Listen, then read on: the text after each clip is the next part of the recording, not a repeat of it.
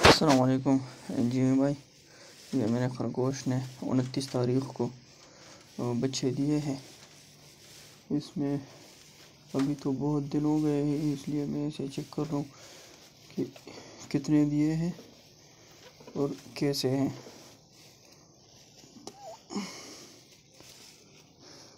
एक, ये दो,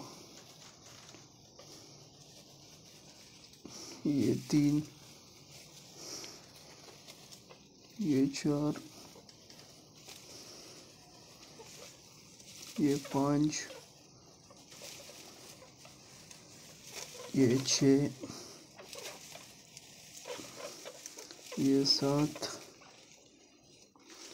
ये आठ। माशाल्लाह से 8 बच्चे दिए हैं। इसे आप अपने साथ नोट कर लें।